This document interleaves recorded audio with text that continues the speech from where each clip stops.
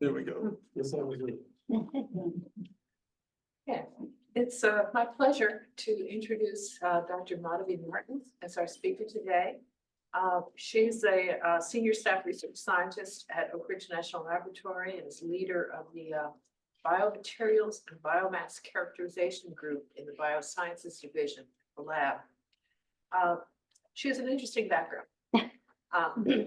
Like me, she had the benefit or burden of having parents who were engaged in science big time and had ambitions for her.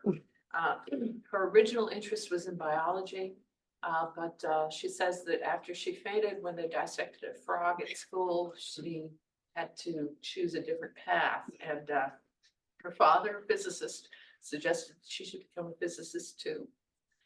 And she did that and it did very well. She obtained her bachelor's degree in physics at the University of Nagpur in India, or native India. Got a master's in solid state physics at Shivaji University in India. Then came to the United States, where she got a second master's degree and a doctorate in solid state physics from the University of California at Los Angeles. And after UCLA, PhD, she came to the University of Tennessee, where she was working in measurement and control engineering center and got involved in a variety of applied work that she can tell us about. But she's had a remarkable career applying her physics in her original areas of interest of biology and environment. So I'm happy to bring her up to speak to us today. Thank you so much.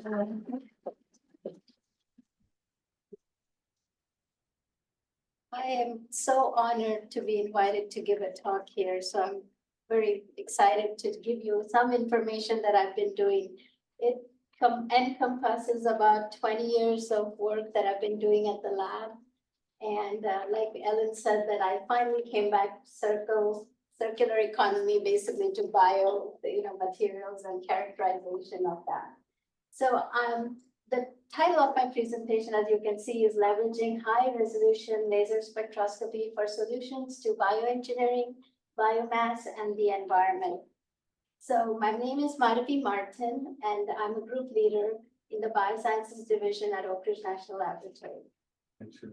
Yeah.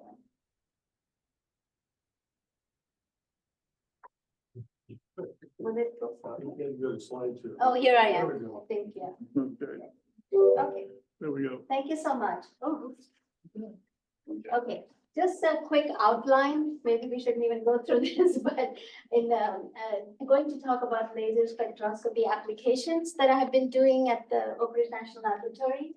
And then mainly I'll focus on the technique of laser-induced breakdown spectroscopy. So I'll talk about the experimental setup. But then the different applications that I've been involved in are like soil carbon measurements, which is very important to know the quality of the soil and the carbon, organic, inorganic is an important aspect to know. So those are things that we can measure. Natural and treated wood is an important part too of my research, where you can actually distinguish whether you have the differences between natural woods in the different environments. The wood quality basically based on the chemistry, and from different regions will be different based on the species, as well as the climate, as well as soil, so different environments. And then treated wood is for the lumber industry, where they treat them with different chemicals. So we started off with the treated wood because it's easier. It has chemicals already added to it. So that's how we started. Then switchgrass ash content is an important aspect for biofuels. Using that as a biomass for biofuel production. And then, of course, we applied the technique also to understand the different weather conditions and detection, whether it's things are growing in ambient, whether we can tell the differences between species or trees grown in ambient conditions, wet conditions, and dry. So we can see if the chemistry is changing and how we can predict where the wood is coming from and how the weather is. So, and also then we did some work on forest fire affected wood, which we can come up with strategies to actually understand how to do the burns and controlled burns in those areas and be able to still preserve the wood and the trees and not, kill them by overdoing the burn regimes. And then recently, in the last 5 years, I've been starting work on ionomics, which is an area of research that I don't think many even biologists knew about that. It's something to do with, it's very simple to know the elemental composition of biological material, but what does that give us? How does it connect to the genetic function? Like what function of the gene is connected to certain element? That's what we're trying to do. That's ionomics. And then finally, quickly, I don't know if people are interested, but maybe dendrochemistry, which actually helped to solve the forensic file, one of the murder cases that was on forensic file episodes. And the whole thing that weaves through this is multivariate modeling and LIBS model approach, because LIBS, you can do so much data you can get, and you can just shoot the laser anywhere and get spectrum. But what does that mean? How much is it? We need to quantify, we need to make sure it makes some sense, because other techniques always you do quantification. So we developed a LIBS model approach that would give us some information about the semi-quantitativeness of certain matrices, or quantitative, we can go full quantification. So the laser spectroscopy applications at ORNL, which we've been doing, and I talked about most of these, but some of the different ones are with LIBS are metals and biofilms for fuel cell applications. We've also worked on wastewater pollution via insect monitoring. Like I remember one of the scientists he gave me, he said, can you look at these insects and tell me if there's the exoskeleton and the endoskeleton, there's some pollution in the area? I said, I can try. And then when the insects were collected closer to the pollution sites, or source of it, then we got really enhanced amounts of mercury, copper, all kinds of metals. And then when we picked up the insects in the water, these are waterborne, away from the pollution source, we would get more and more cleaner. We wouldn't see as many elements. So that's what we were doing. And then material depth profiling can also be done. We've done environmental, geological, medical applications for that. And then we also, of course, solid surfaces for everything, but aerosols was a big thing that we first started with, aerosol chemistry, and that can be done with LIBS also. So any matrix can be, we can do those matrices, even though, aerosols is difficult, but we can still use LIBS to detect the elemental composition, like atmospheric aerosols and all that. So the limits of detection are usually from parts per million to maybe some elements we can see parts per billion. And we don't use any kind of a vacuum or any kind of inert gas. And that's why we feel like it's pretty good for that, way that we do the experiment. And then the other development of photonics-based sensing, we have done laser-induced fluorescence, laser-induced photofragmentation, Raman spectroscopy, and surface-enhanced Raman. And for those, the limits of detection were much better, of course, parts per billion to parts per trillion. So those are the things I've been doing for the last 20 years. So just to give an idea about how the experimental setup looks, a schematic of that, it's like we have to use a pulsed laser. It cannot be a CW laser, continuous wave. The pulse laser is important because the beam that comes out of the laser comes in pulses. So what you have is that you hit your sample surface just with any kind of, the beam diameter is usually 5 to 6 millimeters. And so it'll just excite the surface of the sample and vibrate it so you can get Raman or some kind of IR spectrum. But when we focus it down, we use the same laser, focus it down, and now that large amount of energy with the large beam diameter is now focused down to less than 100 micron size, spot size. So that really breaks the bonds within the samples. So when it breaks the bond, it excites all the elements coming from your sample into a plasma, because now it's white light it's emitting because of that breakdown. That's why it's called laser-induced breakdown spectroscopy. And the light from the plasma is collected with the fiber optic collector through a fiber into a spectrometer, delivered to a spectrometer, which collects all the optical light, which is like the light from the sun from the plasma.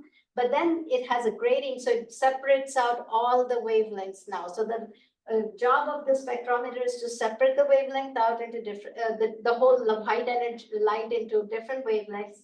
And then the ICCD detector is the converts the optical beam to the digital signal, electrical. So then that goes to the computer via software, and what you see is the spectrum, that is intensity versus wavelength, and the signal is the diagnostic of the total elemental composition. You'll see peak on different elements, all, and you can see the whole spectrum from anywhere from 200, below 200 to up to 1200 nanometers. So you see the whole full spectrum, broad range of the elemental emissions. So that's what the thing is. And the reason why we need a pulse laser, I forgot to tell you that, is because the plasma has to be excited only for a certain time. If you use a CW, the plasma will be always excited and you'll never get any information from the background because the plasma is huge white light, and you want to start seeing, and the next slide will actually maybe help you. There's a temporal resolution now of this plasma's laser spark. So when the laser pulse comes, suppose at a time t equals 0, the plasma is formed right there. The laser pulse width is about 5 nanoseconds, sorry.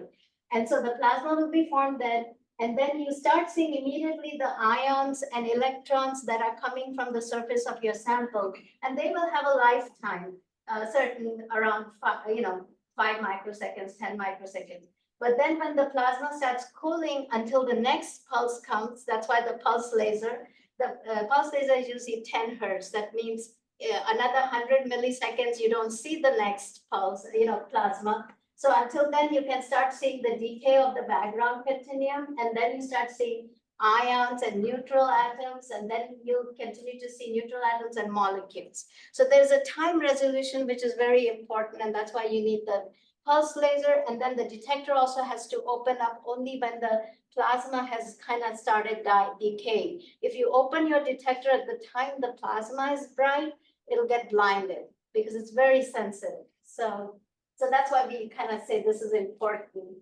So, and the whole idea about laser-induced breakdown spectroscopy is how does the laser interact with the matter?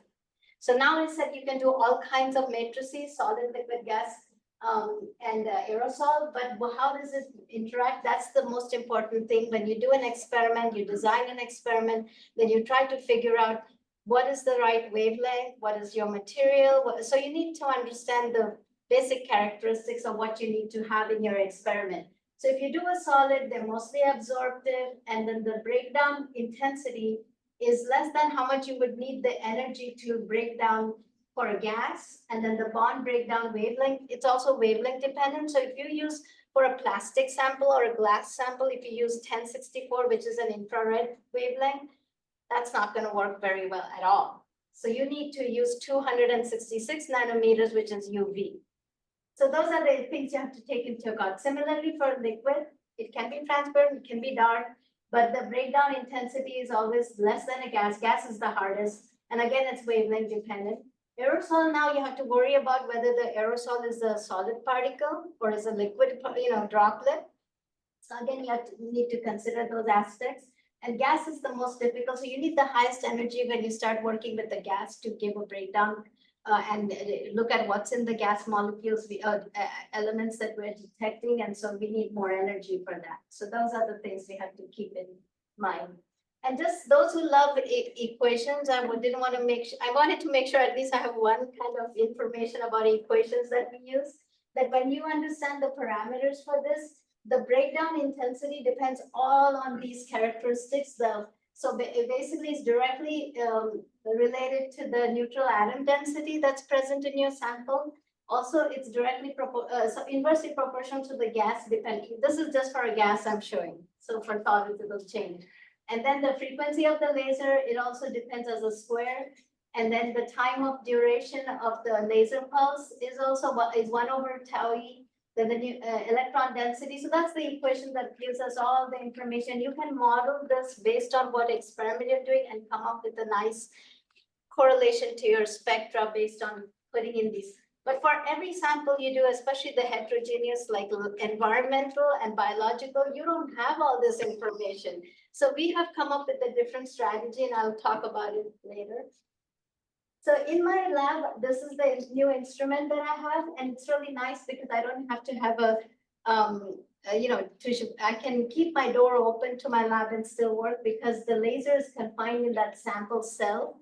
The laser is sitting on top, and it is turned right angles into the chamber, which is this green looking box.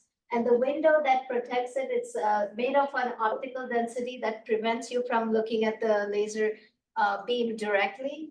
And the plasma is just sunlight, like white light. So when you look through the window to see if your sample is doing well, you can see the plasma spark and it's just white light. So that's not hurting your eye.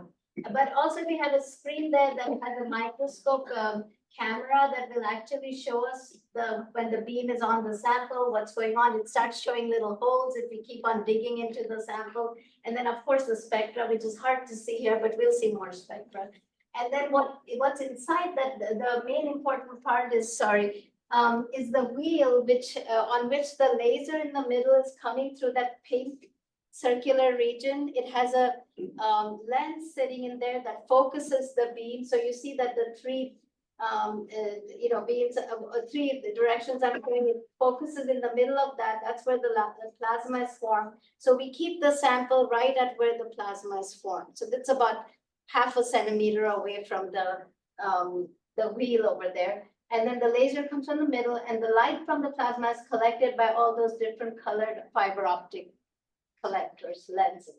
So that delivers it to the spectrometer and detector. Question, what laser do you use? What In this wavelength? experiment, the new one I have is 1064. Okay. But I do have another laser that has all the three wavelengths, 266, 532, and 1064.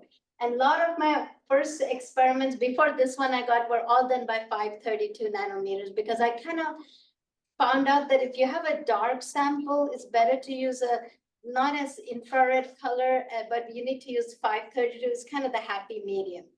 If you use 266, you definitely are going to do glass and plastics for transparent. So, so like that. So I did have that availability of the laser that had many wavelengths. So then you can kind of decide what's the best. But this one is 1064. And for biological samples, it's very good. What's the material of the laser?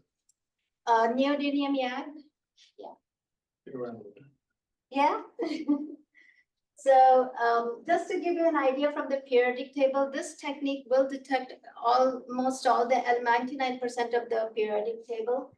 This has been not done in the last 10 years to make more information into it, but the colors give you the limits of detection and the elements that people have. This is from literature. So what they have done. But just because the white ones are not colored doesn't mean they've not been done. We need to add those. Also, some of the elements like californium, berkelium, we're not going to do, right? Nobody's going to, in literature, not going to find that.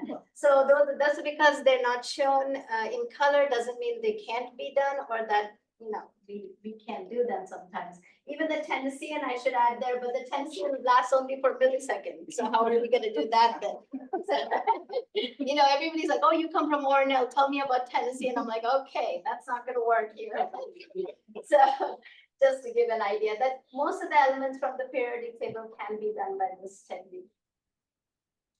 Just to give you quick information about the advantages, it can give us rapid information in seconds, and we can do sampling of any matrix, as I said, solid, liquid, gas, aerosol. Then we can do remote sampling because we can take the fiber optic probe and deliver the laser light, as well as collect the plasma light with fiber optics. And so they have done in the hazardous environment, like at PNNL, where they had to do some kind of RCRA samples. They have done it using LIBS. And then we think we have good, the simultaneous multi-element detection, I told you we can do from 200 to 1200 right now I have in my lab. Before that was my old one, only went to 900 nanometers. So it's broadband, pretty broadband. And then the low limits of detection, which we think, because we're not doing sample preparation, and we're also doing nothing like, what is it called? Any kind of vacuum or any inert gas. So if we add that, that may even bring the limits of detection down. And then sometimes when I do nitrogen in my samples, I will put a gas of argon around it. So that improves the detection, as well as no interference of the nitrogen from the atmosphere. I don't want to show you that nitrogen and say, and then people are like, well, nitrogen is in the atmosphere. Well, yeah, that's why I need to put argon or helium, some kind of inert gas, so to clean up and make sure we're not looking at the nitrogen from the atmosphere. And then, of course, we have the ability to remove surface contaminants, because once you have the laser, actually it etches like maybe less than a micrometer or even very little, and you can clean up the surface. In Greece, actually, all the statues of marble, they've been cleaning them up with the LIBS just to clean them, not like using the technique to look at elements or anything. They're just using the laser pulse to actually clean it up. And a lot of my scientists that I meet at conferences, they'll show talks about that. So that's how I knew they were doing it. And then also nowadays we can use LIBS to detect isotope, because the spectrometer detectors have become high resolution that there are papers for hydrogen isotope, uranium, and boron, and all kinds of different, they've shown isotopic measurements, because if the resolution is so high, only plutonium is the hardest. So that's still not being done as much.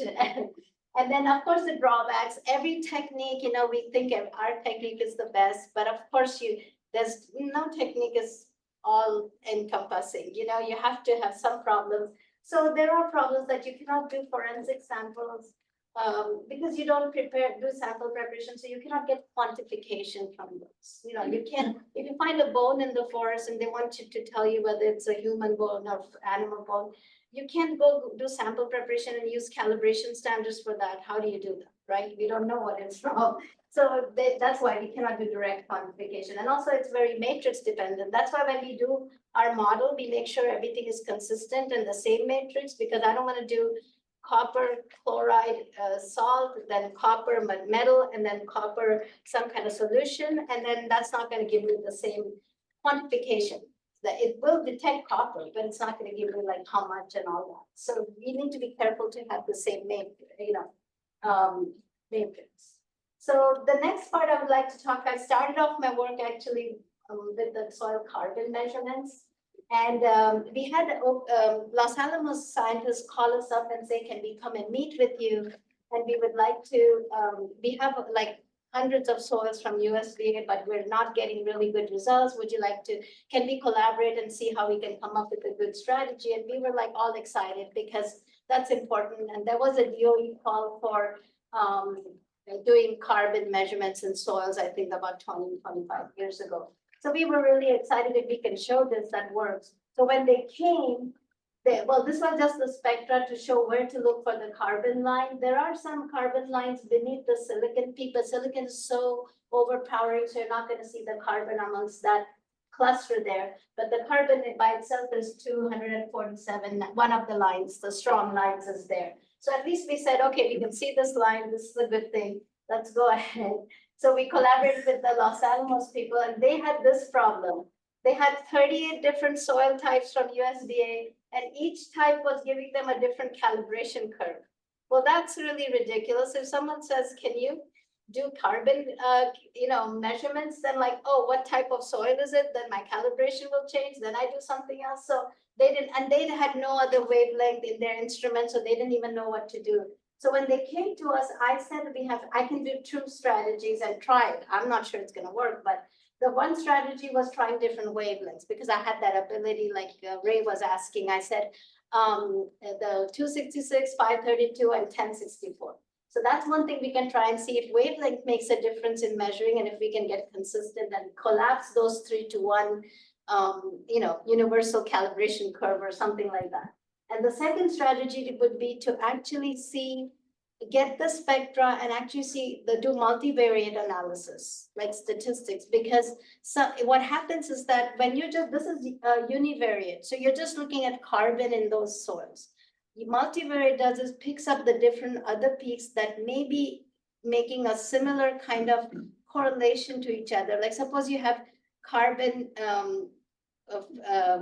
carbon combined with calcium carbonate. Now, the calcium and carbon may have the same kind of correlation going on. So we do need to use other elements and maybe come up with a model that will start making it kind of moving in the right direction. So that's just like trial, right? I didn't know if it's going to work. So what we did is we tried different wavelengths, nothing worked. It still gave us these three different things.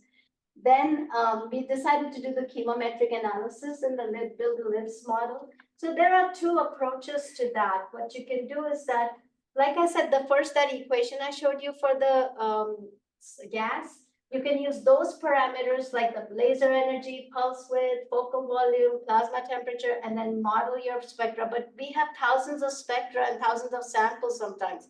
It's so hard to do. So we decided that there's another approach that ICP mass spec people use. What they do is that they take the output characteristics, which means you take all the data, look at the difference, the spectrum, look at the peak heights or area under the peaks, and correlate it maybe to other standard techniques. So you have information from that technique, and then you correlate your technique and say, how well can I build a model with that? Because that's considered gold standard, ICP mass spec, neutron activation analysis data. So that's what we started to think we can do, because that other thing was going to be really hard. And like you said, we don't have all the parameters for the sample information that we need to put in the model for the first input characteristics. So then again, the next step was to come up with looking at first, how do you start? You look at the principal component analysis, which is a non-directed one, which doesn't give us much, but at least it tells us that your samples, hundreds of those are clustering in a group, separate groups. So you will know that there is something that we can find out by why are these samples clustering together? Why are these separated from this? Like that. But it won't tell you what is the reason, how much is the difference, or how much similarities. But at least it will tell you that this is the right way to go. So that's the first step. Second step, what you do is the PLS, which is the directed, that you correlate to a standard technique, get data from some other technique, and actually correlate it to your work. So those are the two things you have to do when you start doing multivariate analysis. So we did the multivariate for the soil, and all the three different kinds, the green, the red, and the blue are the sandy, loamy, and clay samples, whatever they call it. And so we compressed those into one. Of course, the soil is so variable, you cannot get a single beautiful line. You're going to get like a lot of variability, but still it's at least compressed in one line and not being on three different calibration curves. So that was the good part. So we did publish on this, saying, oh, this is a good start, not that this is everything. So, and the slope was 0.907, which is pretty good, close to 1. And so that can form a good calibration curve. So, and then when you do some kind of modeling, you don't just leave it to the model to pick out like a black box, because if it picks out noise, some kind of weird feature from the noise and starts making a nice model, you get all excited, but is it real? So you have to go into the details of that model and break it up and look at the wavelengths it's picking out for you to look at. And each of these wavelengths that we found that it had picked out was carbon wavelength. So that was the good thing. If they picked out something like weird noise, then it's ridiculous. Then it's not going to work. So we were very happy. Even though there's a lot of noise on that, but at least the main peaks are the main things. That's what we wanted to show. That you have to be, what is it called when you actually want to there's a word for it. When you actually have to go and look into it and make sure it's doing what you want to do. I forgot, I'll remember it. Well, supervised, looking at, because just blindly anything, that's not going to work. And then people are going to say, well, how did you know that they picked out the right elements, the right wavelengths? Okay, so the next part was now after the soil, we said, oh, we got really excited, saying, okay, now let's do wood. And like I said, we started looking at treated wood because the lumber industry adds these chemicals to make it more robust. The wood has to not be deteriorating. Pests can attack it, so they have to put some chemicals to make it stronger. So the elements, so these were just the two we just checked to see the spectra, and one of them is the wood that's Douglas fir, and the second one is the eastern hemlock, and the treatments were different. The blue is done by copper, zinc, arsenic. That's some kind of solution they make. And then the copper, chromium, arsenic, that's another. And you can see, if you just look by eye, just two spectra, there are differences. And you can see the three triplet there is chromium, and these two here are copper lines. So you'll see those common there. But yeah, so you don't want to just look at it by eye and try to evaluate. But we knew that we could see the differences now in the spectra. Then we did a lot of the different samples, and those were different kind of wood treated with different treatments. But the biggest difference was these two, the black squares and the white squares. but the treatment was the same. And we're like, what's going on? How come if the treatment is the same, shouldn't they be in one cluster? Well, apparently it was picking up the base wood that it was being treated. The two woods are different. So we got excited. We're like, we tried so many times, it wouldn't change. And that's the principal component to show if they cluster together and all that. So that gives us the first way to come up with next strategy. So we said, okay, this is great. We can detect this. We published it. But the main thing is now let's try and see if we can do natural woods, because here we got the idea that it's separating based on the natural base wood material, the eastern hemlock and the hemlock fir. So that's when we started doing different natural woods. Oh, that's just the statistics that we made sure that it was showing up. You know, we got good calibration and good validation, and the error for the calibration and prediction were low. Sometimes they're higher for arsenic because arsenic is it's much harder to detect. It has a different, the energy to excite is harder for arsenic, but the other things were pretty good. So we got that. And then here we started on the natural woods. So these are two different birch woods from the Northwest one area. And, you know, I don't know exactly the species that. So, but the thing is that you look at the two spectra, they both look the same almost, you know, with the eye.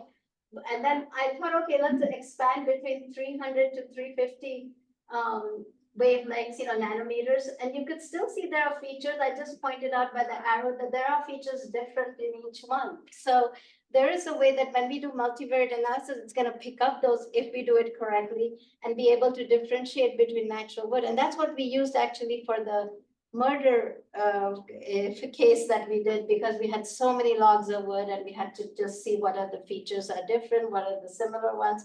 So was very useful when we had already done this. So we said, yeah, felt confident that we can do it. So, okay, so switchgrass, we wanted to show the ash content and see if that's going to be a good candidate for biofuels. You know, biomass for biofuels, because switchgrass is grown all over the North Americas. Well, not grown, it grows by itself, so it's wild. And so you don't have to plant it, you don't have to take away cropland for it, it's already there. And it's a huge amount of biomass, so that's why people started looking at that as a. But the ash content is important because it's a grass, it grows close to the soil, so it's picking up more elements from the soil, and it makes it harder to manufacture biofuels. So you want to know what's going on in there. So we basically, like I said, we wanted to make sure that we're doing everything consistently. So we made it into powdered the switchgrass, put 100 milligrams into pellets and made into pellets. And then we put pressure on it, 2000 PSI for 30 seconds. And then we made all these samples. There were 73 or something samples with, you know, we different switchgrass varieties and all that. So then we also wanted to show that you can not only scan the pellet, but also go dig deeper, because it's a heterogeneous material. Even with the pelletizing, you can have the lower surface to have some elements sit out in the lower, you know, when you put pressure, it goes down and you have more elements underneath and not on top. And so we wanted to make sure we can do depth profiling and see how the spectra changes. Well, behind each of these spectra, there are 10, I did 10 shots, so you can see the holes. But the 10 shots are 10 different spectra, and you do see that each place you'll see there are differences and similarities, but there are some that are really different. So when you want to make it, you want to either average it out or remove the spectra that are not, you know, very consistently being there, or include them, because we don't want to get rid of all different spectra. So that's what we were doing, trying to figure out the best way to understand the heterogeneity. And then we just started thinking, well, we can scan. This was still, you know, 15 years ago, and we didn't have a fancy instrument or anything. So we just said, oh, I had my technician move around the sample, and we just wanted to see if we can see any kind of elements that these leaves were grown in a solution of palladium. And so we could see that the palladium actually spread all over the leafy part. And all those peaks of palladium mostly that I pointed out, the spectra. But also when we did silver just went into the veins. And palladium went all over. So, you know, each element goes into different areas of the same tissue. So it's kind of interesting. So we can do scanning. Now we have a 3D stage that we can do scanning, which is really good. So the ash content, we wanted to see what gives us, some group of switchgrass gave us high ash content, medium, and low. So you can see the spectra changes if there are different amounts of ash in them. So you can actually make the biomass, your feedstock, you can basically understand if it's a good feedstock based on the quality, what you need, and then separate it out for the best kind of biofuel, maybe medium kind, whatever. So that's what is a good thing. We can do this quickly and see. And then, of course, we go and build this regression model, and we have the use our LIBS data or whatever people use. And then you actually, and then a good technique such as neutron activation data or something, and put them into a spreadsheet, try to correlate them. And then we have the properties of interest. You want to look at, I was interested in elemental content. Some people like strength, stiffness, because it's biomaterial. You can do all kinds of things. And then you make a model that correlates to each other, which means that there is some kind of trend. If you don't see the trend, then it's not worth making a model. But luckily, we found that there was correlation, and the regression coefficients come from the part where anything above or below 0 is something that's important. And then you put an unknown test data in there, and then it will give you predictions. So that's how you build the model. You keep on adding unknown ones to make sure that it's become robust. So that's how we do it. And then we did the PCA for the 73 switchgrass samples, and they were separating out in two big clusters. It's kind of weird, but it just looks like two. We don't know, maybe there are more, but it just showed that there are some differences when you go from one kind of switchgrass to another, and we were just trying to see. And the biggest difference is 61% of the first component is different than the 9% of the second. So there's a big variation in that. What it means, this is just the different principal components. So that's the big 61% slope that it's contributing to your sample differences. And then the next one is a 9%, and of course less and less. That's why you don't want to go out and look for 20 principal components. It doesn't make much of a difference. You only want to go to a few that they're going to be something important information there. So what we did is that the first principal component it picked out is silicon, grass, of course, silicon, which comes from the soil so much. So that is the most driving feature. The second principal component is potassium, which is a nutrient. The third is calcium, magnesium, again, nutrients. Then fourth, again, calcium is contributing similarly, and then phosphorus and sulfur. So we just went up to 6 at the most, because we want to know what's contributing to the differences and similarities. So that's what we would do. Yeah. So now the next part is I would like to talk about, and I think Rich knows some part of this, that we did some weather changes detection in ambient, wet, and dry conditions that the trees were grown. These were hardwood trees. And this was done on the way we do it is we got these cookies, that means slabs of wood from the trees that were cut down based on, they do cut them down, and then we can do some research, and then they're growing other trees similarly near them. And so each spot there is the laser spot, and each ring is 1 year in the life of the tree. So if you are going from the tip to the bark, and it's 35 lines, that means you are going 35 years in time. So the chemistry will change based on the climate, based on the environmental conditions from each shot, you can tell. So that's the good part of it. Of course, you have to do many, many samples, not just 1 or 2. So While you're waiting, quick question. With your system, could you tell the difference between a Douglas fir, a hemlock, and a corn stalk? If I gave you a sample, is it distinctive enough to tell the difference between species of trees and no, I grasses? can tell you the elemental corn cobs? differences. I can tell you the difference in the elements that are present in there, but I cannot tell you, if that's coming from this corn stalk versus that, unless I have multiple samples that I can actually, like I said, I have to build a model for that. But just one sample of each, I'll just tell you what are the elemental information. So, sorry, so the different species that we tested on was chestnut, so black gum, red maple, white oak, and then we had them growing in 3 different conditions, like ambient, wet, and dry conditions. And this is at the Oak Ridge Reservation. There's a experiment that's been going on used to go, is it still there, Rich? I thought, it was like 30 years or something. Not that long, but it was a long. Yeah, and I talked about this in one of my conferences, they're like, how do you get funding for so long? So that was the good question. This is the way the picture of how the experiment is set up. It's like, how do you make it wet and ambient and dry is that you have a plot, different plots. You plot the 4 species pretty consistently, but randomly also in those 4 spots. So you know that it's going to be, randomized. So you don't want it to be in the same way. And then the rain will fall all over, but what they do is they put some troughs down underneath the trees where you want to make it dry, so it doesn't fall into the soil, the water as much, and then it's transferred to the wet part or the ambient part, depending on what is the ideal humidity that needs to be there for those conditions. So that's how they did it, and at least 25, 30 years it was going on. And so those trees, when they got cut, we looked at the spectrum.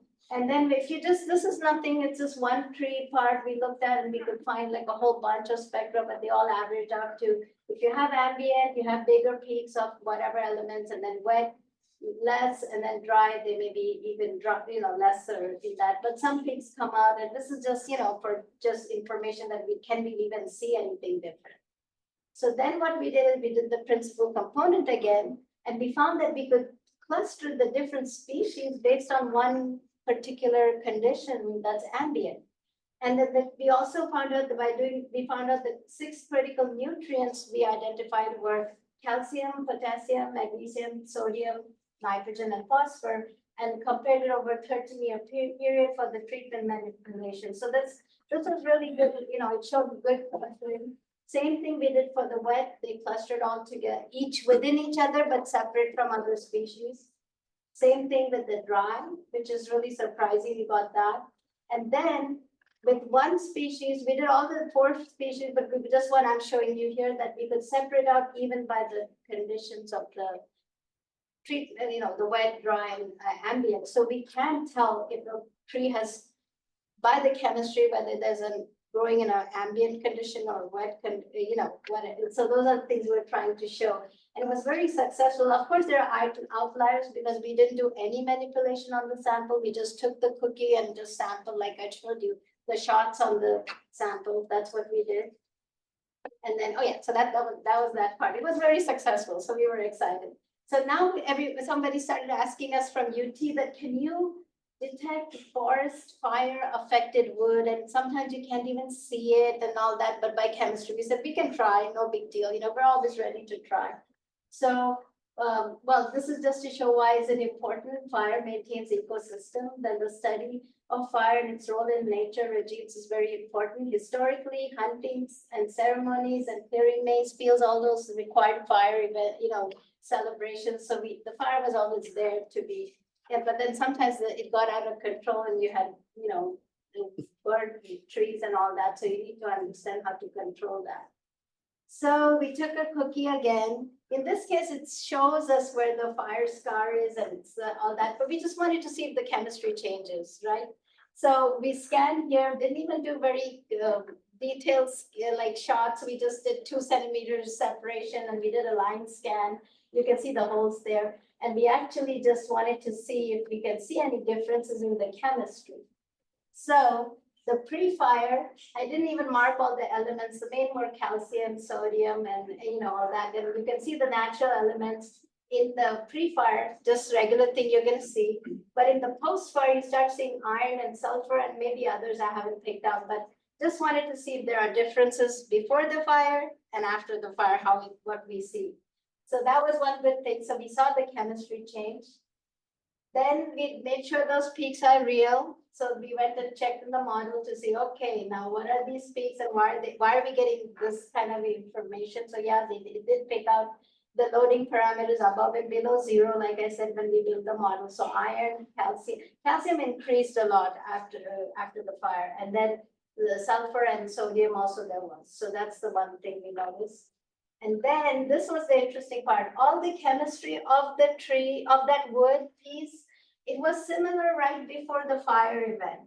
But then suddenly at the fire event, there was a huge change. So that shows that we can actually show the difference. And then after the fire event also, it came back to normal. So that's a good thing too. The tree didn't die, it survived, but it took some time. Since we didn't do very detailed high resolution shots, it may be a double peak or something underneath this big one, but it just shows that we can tell that the chemistry comes back. So the tree is gonna grow again, it's gonna be healthy. That's a good thing to know. And then the next part, sorry, I'm going pretty, is it, how long do we have? Is it okay? Then the ionomics is the part that we're really excited about now, because that ionomics is the connection of the elements to the gene function. So if you see some element, you know what the gene function is gonna do, and that really helps us to understand that. We never knew that before.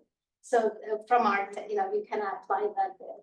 So what basically is that the genome of a plant is supported by 4 basic, pillars, biochemical pillars. Of course, transcriptome is important, proteome is important, metabolome, and ionome. This will completely describe how a living system will function. So we feel like we're happy that we can be part of a bigger picture here. And so the application of ionomics that we did is that it is an important way for determining the physiological and developmental processes contributing to biomass production, of course, and highly specific mechanisms enable plants to take up and transport and store essential elements, although plants also accumulate minor non-essential elements in smaller quantities.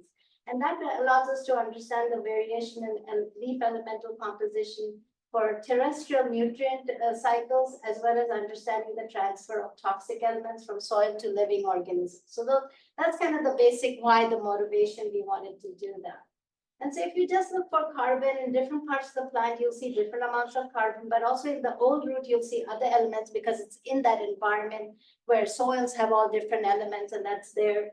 But in the other parts of the plant, you'll see carbon more and other things have been, so it hasn't traveled up to those things as much. So maybe the plant is keeping it away from the toxic elements not to be picked up as much.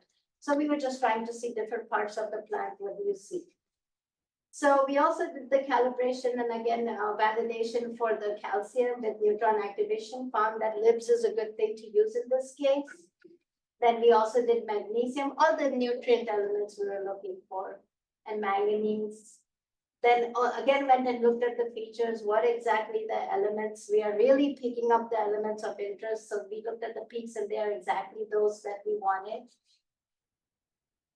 And then what the biologists do this, they use a very stringent Bonferroni correction, which is like multiple statistics have to come up with the same solution to make sure that it's very rigorous kind of. And they found out that SNP, which is a single nucleotide polymorph, as a part of the genetic sequence, there'll be a little part SNP, they say, and then they have the elements being connected to that. So this element is very important for that gene function. Suppose the gene function is to create sucrose in a plant. That means it's good for biofuels. So it'll be showing in that region of the gene function, that element will be sitting there. So that's how they connect it. So we found phosphorus and copper, but cobalt we're still looking for. We didn't see that very well, but they said statistically you should see that. So Another question while we're waiting, does a tree take up elements that it doesn't need? Like, let's say, yes, you look at trees along East Fork Poplar Creek, because you Yes. see the mercury in the trees. yes, somebody gave me those And then samples. you can plot the concentration of mercury with years by the Yes, concentration that it yes. takes up. Yes. That's convenient to know. Oh, yes, and it will pick up that. Yeah, I found mercury, so they gave me some 58 samples, but they told me not to show that, so. So another part is the silicon. Silicon is an important element, but they didn't know what is the use of it. They know that it is used for carbon sequestration, but so it's basically, we wanted to look at phytoliths. What are phytoliths? It's in the surface of a leaf, and they're like the particles, micron-sized particles of amorphous silica that form inside or between the cells for higher plant tissues throughout the life of a plant. Then the phytolith morphologically assemblages extracted from sediments and buried soils are increasingly used as proxies for grassland diversity. Apparently, a lot of people do studies on that. And then when found in significant amounts in archaeological sites, they can even tell the food habits of the people and culture and agricultural practices. If you see those, the phytoliths are made of silicon, so they survive fires and everything. So it's very, you can find them in places, archaeological sites. And phytoliths can contain small amounts of carbon they attract, and that comes from the atmosphere, and that's where we think they can help in the carbon sequestration. That's why we decided to study that.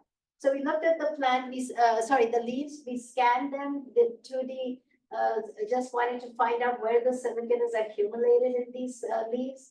And we could see that the darker green area is silicon and the lighter, it didn't have silicon. So silicon was amongst the whole matrix of the leaves we could see. And then we wanted to make sure that the silicon is real. So we just looked at the line scan and we could see the silicon peak. Because when you do one shot, you can see the whole spectrum, like, with the lids. But the silicon is very small next to the magnesium here or near the 300 nanometers. And so we just isolated the silicon peak and just did a 2D scan to see where the silicon is, whether we're really looking at silicon. And then just to give you, like I said, I think I told you this, but we can look at different techniques and find out the best feedstock, highest quality, medium quality, and not so good.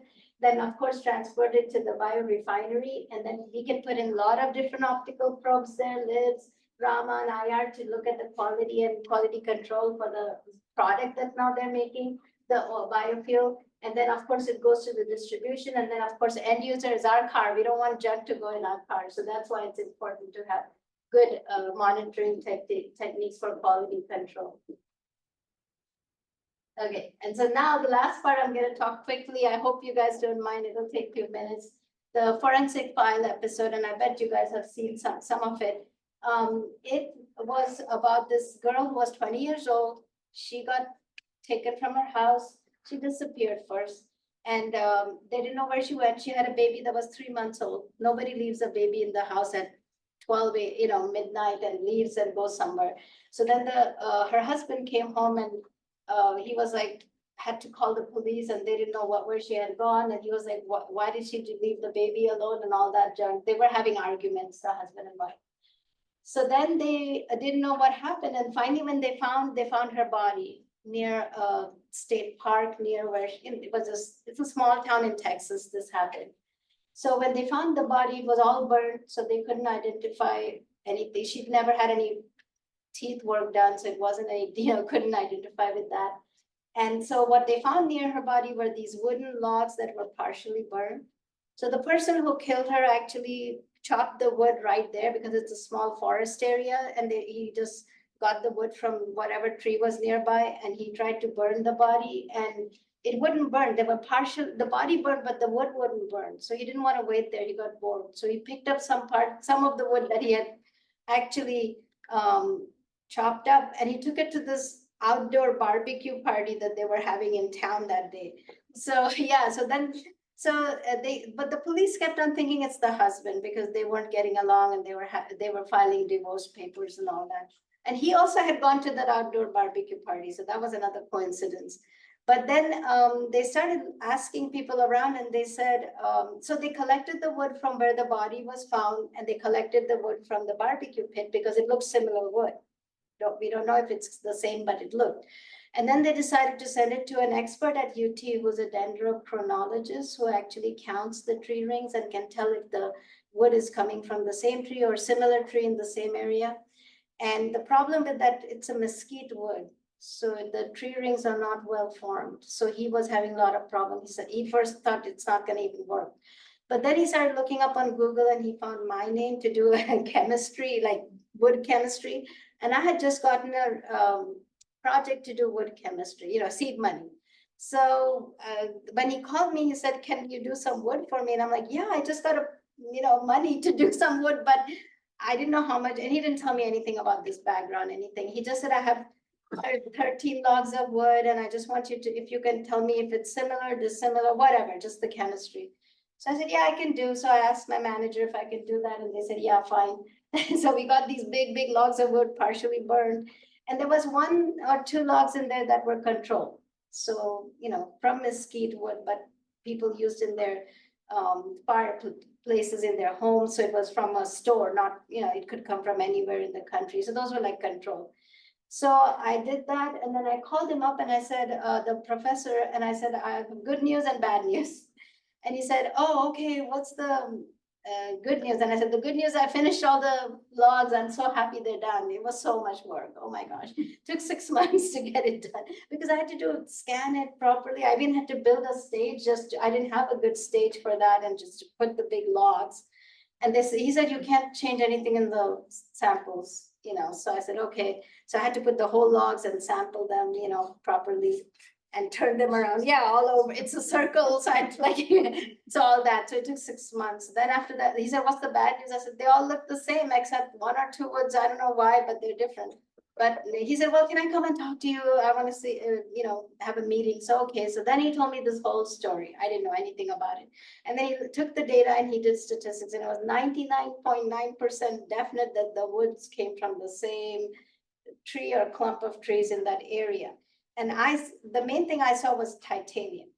Titanium is not in wood very common, but apparently there's a factory near that place in that town where they have titanium as a waste that goes into their water and environment. So that was a huge thing. I found titanium in there. So they basically, now we confirmed that the wood was coming. So whoever brought the wood must have been connected to the crime. So then they started asking, and they kept on following the husband, but he had some alibi, whatever. So he wasn't the one. And then the people at the barbecue outdoor pit said the husband didn't bring the wood. It was brought by this other guy. So then they caught that other guy and said, come to the police station. He came and they asked him, we've connected the tree from where the body was found, when we've connected this wood. And it seems like you were the one that brought the wood. So it must be you. And he said, yes, I did it. So that was a good party. We didn't say, I want to go. So we had written a report and given the statistics and everything. And so that's how the thing was. But it's a very sad story that that girl was only 20 years old and the baby was 3 months. Now that was in 2004. So now it's 2024. So the kid is 20 years old now. Oh yeah, 24 years maybe. So yeah, she had to grow up without the mother.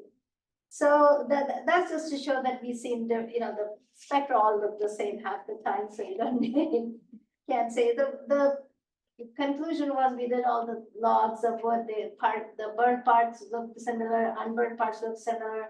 And then basically statistically, we could actually tie the 2 samples that came from the pit and that together. And then that is an episode. So you can, if you're interested, it's, that was my only good claim to fame, okay? Nothing more than that. So just to summarize and conclude that we do a lot of environmental research, soil carbon I showed you, wood chemistry, fire events, and all that, the biological applications, but then also forensics, like I said, that could be a separate talk altogether. It has, of course, that murder mystery, but then we've done a lot of cold cases with bones. We can find out differences between animal, human, and then prosthetics. I've done work on somebody hip implant, and it got worse. After 6 months, the person couldn't even walk. The doctors took out the implant and they had to send it because the police were involved, because it became a case that nobody wanted to take blame for anything. And then, so they sent it to us to look at what the materials, and found that it was not, it also has to be actually titanium oxide or something, and coated with, it was stainless steel, and it was all leaching out all the elements, chromium, all the junky things, and he couldn't walk then. So it was really bad for him, but we found out, we could tell immediately, like we just did the 3 different samples from 3 different areas, stainless steel and real titanium, and it showed exactly the same peaks from stainless steel. We could, say that's not titanium at all. And then we did carpet samples for the Casey Anthony case, the girl who had her daughter, very small daughter died. And then counterfeit currency also we've been able to do for the CIA and FBI. So thank you very much for your attention, and of course acknowledgements, we have to show that. A lot of money we got from LDRDs. We had CBI, which is a Center for Bioenergy Innovation, which we got special big project money from that, and then you take ORNLs, people tell you all know that. And then, thank you. You have-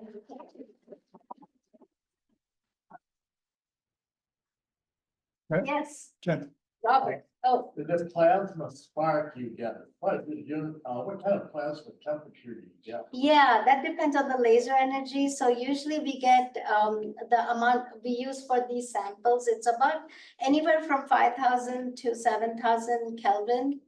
And sometimes they use for long energy, they need to make a plasma like remote sampling, then they have to put more energy. So the plasma temperature will be higher because they need better sensitivity to reach back to the detector. So that'll be about 10 to 15,000 Kelvin.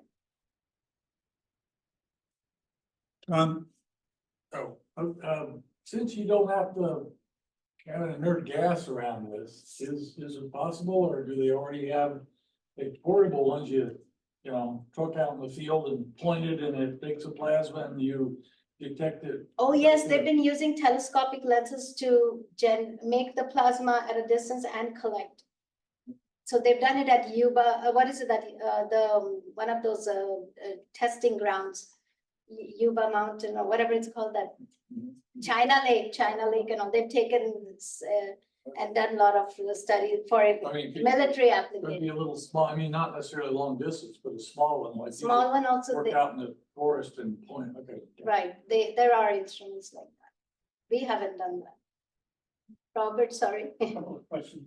I noticed the wavelengths, 266, 532, 1060. So they're separated by exactly a factor of 2. Yeah, there's a frequency So it's doubled, the frequency quadrupled. Same lasing Yes, gravity and then yes. just frequency doubler? Yes, Is it yes, difficult? yes. Okay, thought so. Yeah. The dissociation, when you zap a sample, does it dissociate into individual atoms or parts of molecules? No, initially when the plasma is formed, like I said, the temporal resolution, it will have electrons, positive ions, negative ions. And the molecules come later because it's later in time, the molecules start forming again, you know. But the first was just evaporation of the material, yeah. Okay, and so you can detect isotopes? Yes. Different isotopes. How close in terms of atomic mass units can you tell one from another? Yeah, we could, like I said, in literature, they've done hydrogen, tritium, deuterium, and they've also done boron, whatever that their separation is, or the separation, the lowest, the plutonium, which I said is like very narrow, it's 0.01 nanometers that we cannot detect some people tried, but other things are like anything between 0.05 to and higher we can detect. Interested in some of the specific questions related to soil carbon, because of course there's a lot of, I think, easier techniques for measuring soil course, carbon, yeah. wet chemistry and combustion that I guess require larger samples, Right. but larger samples can be a benefit given the heterogeneity of carbon and soil. Absolutely, So what are the specific questions you have for using LIBS with soil carbon, and then how do you present the sample? Yeah, the sample we had to make into pellets because we wanted to be consistent, especially when we were working with Los Alamos. Apparently they had tried everything and couldn't get those things to, but in regular thing, you can do cores and have just like do sampling, like you said, on all parts of the core. So Like if like the same as with the tree core. yeah. Yeah. And so that can be done. And then, like you said, I've written a paper on differentiating between organic and inorganic carbon, because you just don't want to see inorganic carbon. That's easy, you know, like nobody cares. Organic is the big thing. So we've when I was in environmental science with Melanie Mays, she works a lot on soil, different soils from different areas. So we did able to have a biomarker, well, chemical marker, like the ratio of magnesium to silicon would actually give us the organic versus, so those are the things we applied. It wasn't direct. So if you can you separate carbon elements? If so, then you could use this for radiocarbon dating. Is that true? No, No. no, that would be too much, it's not as easy. Yeah, we can do maybe, but I don't think we have done carbon isotopes. But even then, it would be really hard from a matrix to pull out. Because the amount is very low. I tried to do from soils to see if I can see the isotopes of carbon. I couldn't. No, but I mean, for wood or something like that, you can do radio. There's lots of carbon in wood. Yeah, but I don't think anybody has tried the isotopes of carbon. Where's boron related to carbon? It's close. Yeah, okay, so you could do boron. Yeah, but what they do is boron, they take like solid boron oxide. Okay. And they just wanted to show we can do isotopes. You see what I'm saying? Not in a heterogeneous Yeah. matrix, yeah. I'm asking, I'm not sure if you know this, but is switchgrass being used at all to make ethanol, or is that still out in the future? No, it's being used in certain, like, what are they called, pilot plants at that Vonor pilot Oh, plant, yeah, they've I've been been there, using, they're yeah. using switch. Because I think that's like the best intermediate thing, because we have so much, you don't have to grow it. And it's only available here in the North America, so it's not like you have to go to some other country to get it. And then you don't have to displace any other crops. So they are trying the pilot scale, not at a high. It's not really commercialized yet. No. Oh, just wanted an update on that. Yeah. Is the laser you use tunable? I mean, could you change those frequencies or you fix certain ones? No, when I bought the laser, I made sure that they had modules to add to the fundamental that like he asked Robert about the frequency doubling, frequency quadrupling. So you just put in the crystal with the right optics in front, then you can get the wavelength that you want. But there are only 3 because of the fundamental is 1064 and then 532 is the doubled and quadrupled is 266. But the tunable won't work because tunable are very difficult to get pulsed with high energy. So that's why it's going to be How could you use a different kind of laser to get a different fundamental? Are you? I'm not, they're only standard laser wavelengths, still, it's not like unlimited wavelengths we have out there. And of course, not commercialized also. So, somebody would have to work with me to make the laser and then, right. Any more questions? Yes. So did the fire people or the tree people have an explanation for the deposition of iron on the burnt wood? The iron, it comes from the fire. Like vaporized soil or? Yeah, it comes from From the the smoke. soil, yeah, Okay. yeah, Okay, that's great, thanks. right. And it kind of substitutes for certain elements, so you get that coming out as. Joe?